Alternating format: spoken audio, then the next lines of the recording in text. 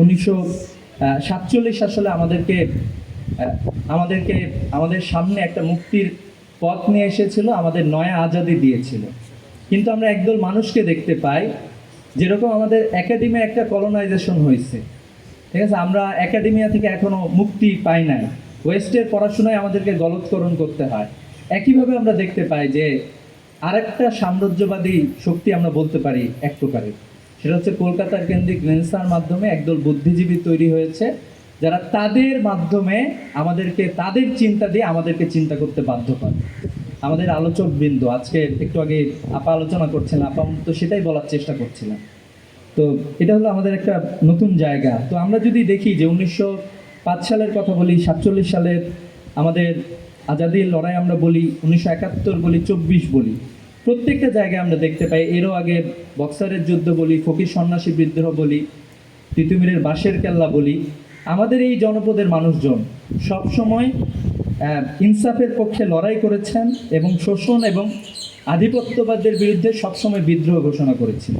এবং আমরা এটা জানি যে আমাদের এই লড়াইয়ে আমাদের সাথে শুধুমাত্র মুসলমানরা ছিল না, এই জায়গায় হচ্ছে নিম্ন বর্ণের হিন্দুরাও আমাদের সাথে ছিল।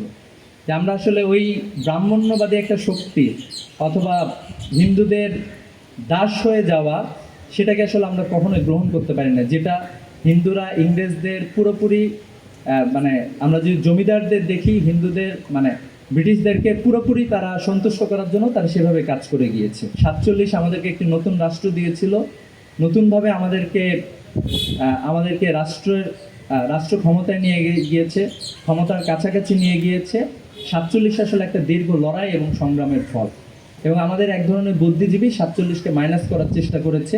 পলাশির যুদ্ধের পরে যখন মুসলমানদেরকে ক্ষমতা থেকে নামায় দেওয়া হয়েছিল, এবং একে একে এই ভূখণ্ডের মানুষজন কখনই ইংরেজদের শোষণ নিপীড়নের কাছে মাথা নত করে নাই।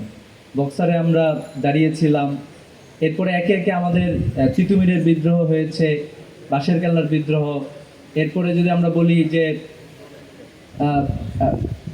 শরীয়তুল্লাহর আন্দোলন থেকে শুরু করে ফকির সন্ন্যাসী বিদ্রোহ, তারও আগে একের পর এক আমাদের আন্দোলন সংগ্রাম চলমান ছিল।